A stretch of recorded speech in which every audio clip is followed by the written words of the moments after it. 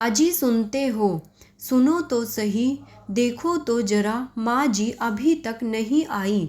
9 बज गए हैं। रोज 8 बजे तक आ जाती हैं, पर 2-3 दिनों से आधे घंटे देर से आती हैं और आज तो 1 घंटा हो गया है।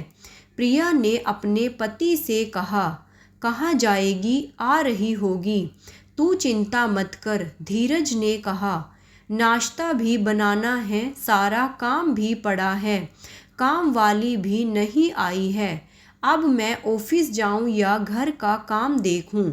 मेरे ऑफिस जाने का भी टाइम हो गया है और मेरा नाश्ता टिफ़िन कुछ भी तैयार नहीं है। पता नहीं कहाँ रह गई। मैं तो कहती हूँ आज पूछ ही लो उनसे कि ये सब क्या चल रहा है। कहाँ जाती हो आजकल? प्रिया गुस्से में धीरज से बोली। कहाँ जाएगी, कोई मिल गया होगा तो बात करते बैठ गई होगी। ये सारी बातें निर्मला देवी के बारे में हो रही थी, जो पति के देहांत के बाद गांव से शहर अपने बेटे धीरज के पास आ गई थी। गांव में अकेले कैसे रहेंगे, इसलिए धीरज उन्हें अपने साथ ले आया था। जब से वो यहाँ आई, धीरे धीरे घर की सारी जिम्मेदारी उन्हीं के ऊपर आ गई थी। एक बेटी भी थी उनकी जो विदेश में रहती थी। बेटा और बहू एक आईटी कंपनी में बड़ी पोस्ट पर थे। आदि उनका 3 साल का पोता नर्सरी में था। उसे स्कूल से लाने छोड़ने की जिम्मेदारी भी निर्मला देवी जी की थी। पहले घर के सभी कामों के लिए कामवाली थी और एक फुल टाइम मेड भी थी जो आदि को संभालती, लेकिन काम ठीक से करते नहीं, ये वजह बताकर सभी को हटा दिया। बस झाड़ू पोछा के लिए एक कामवाली आती थी। ये अपना ही घर है और ये अपनी भी तो जिम्मेदारी है।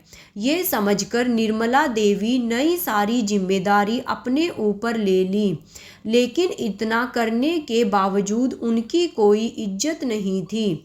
बहू तो कभी ठीक से बात भी नहीं करती थी, उसे तो सिर्फ काम से मतलब था। अपने बेटे से 2 प्यार के बोल सुनने के लिए उनके कान तरस जाते थे। एक दिन बहू फ़ोन पर बात कर रही थी और उस दौरान कुछ ऐसा सुनने को मिला जो उनके लिए सहना मुश्किल था। प्रिया फ़ोन पर हंस हंस कर किसी से बात कर रही थी और कह रही थी कि अब तो आराम ही आराम है, आदि की भी चिंता नहीं रहती। माँ जी ने घर बड़े ही अच्छे से संभाल लिया है, इसलिए तो उन्हें गांव से यहाँ लाए। मतलब उनके लिए पैसे भेजने के भी ज़रूरत नहीं और कामवाली को जो पैसे देते थे वो भी बच गए। और एक काम तो बड़ा अच्छा हो गया, वो मतलब आदि को संभालने का, और वो भी एकदम फ्री में एक फुल टाइम मेड मिल गई। कितने नखरे होते हैं कामवाली के, मैं तो बहुत परेशान हो गई थी। आगे कुछ और सुनने की हिम्मत निर्मला देवी में नहीं थी। जिन्हें वो अपना परिवार समझ रही थी, उनके लिए सिर्फ एक फुल टाइम मेड थी। ये सोचकर भी वो बेचैन हो उठती थी, पर बहू को भी क्या दोष देना, उनका खुद का बेटा भी उनकी इज्जत नहीं करता था। कितने प्यार और अपनेपन से वो घर संभाल रही थी, लेकिन ये सब सुनकर बहुत दुखी हो गई थी। निर्मला देवी के पति दूसरों के यहाँ मजदूरी करते थे, उसी से उनका गुजर बसर होता था। संपत्ति के नाम पर बस एक छोटा सा कमरा था, लेकिन दोनों बच्चों को कभी किसी चीज़ की कमी नहीं होने दी। दोनों यही सोचते थे कि हमारे बच्चे खूब पढ़े लिखें और जीवन में कुछ बने, और धीरज उनकी अपेक्षा पूरी भी करता था। 12वीं पूरी करने के बाद आगे की पढ़ाई के लिए धीरज को शहर भेज दिया। अपना पेट काटकर दोनों ने रात दिन मजदूरी करके उसे इंजीनियर बनाया, और उनकी मेहनत का फल कहो या कुछ और, धीरज का सिलेक्शन एक IT कंपनी में हो गया। एक दिन वो गांव आया और उन दोनों से कहा कि उसे एक लड़की पसंद है और वो उससे शादी करने वाला है। ये सुनकर मानो उनके पैरों तले जमीन खिसक गई हो। वो बेटा जिसे इतनी मेहनत से बड़ा किया, वो अपने पैर पर खड़ा हो सके इस काबिल बनाया। उस बेटे की शादी के कितने सपने देखे होंगे उन्होंने, पर बेटे को खुश देखकर वो भी राजी हो गए। और अगर राजी ना भी होते तो क्या फर्क पड़ता, धीरज तो उन्हें बस बताने आया था। उसने कहा कि तुम लोगों को कोई तैयारी करने की ज़रूरत नहीं है, प्रिया के पापा ने सारी तैयारी कर ली है, आपको बस आशीर्वाद देने आना है। धीरज की शादी हो गई और वो अपने संसार में रम गया। पिताजी के देहांत के बाद गांव का घर बेचकर वे माँ को अपने साथ ले आया। आज भी वो आदि को स्कूल छोड़ने गई हुई थी, लेकिन रोज की वापस आने के समय से 1 घंटा ऊपर हो गया था, इसलिए प्रिया चिड़चिड़ा रही थी। उतने में निर्मला देवी घर आ गई। माँ, कहाँ रह गई थी तुम? हम दोनों को कितनी चिंता हो रही थी तुम्हारी। धीरज ने कहा, सही कह रहे हो बेटा, चिंता तो होगी ना, घर का सारा काम जो पड़ा है। ऐसा क्यों बोल रही हो? मुझे तो ये चिंता हो रही थी कि इस अनजान शहर में कहीं रास्ता ना भटक गई हो। धीरज बोला, चलो तुम्हें अपनी बूढ़ी माँ की चिंता तो है, पर अब इस घर को तुम ही संभालो, मैं चली। निर्मला देवी बोली, जा रही हो, कहाँ और क्यों? दोनों एक साथ पूछ बैठे। प्रिया को तो जैसे सदमा ही लग गया था।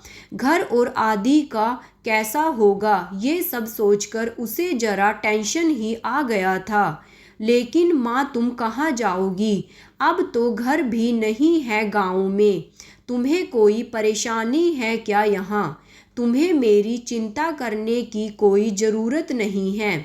मेरे रहने और खाने पीने की सुविधा हो गई है। एक डे केयर मुझे काम मिल गया है, मैं वहीं जा रही हूँ। निर्मला देवी बोली, तुम वहाँ काम करोगी और मेरी इज्जत के बारे में एक बार भी नहीं सोचा।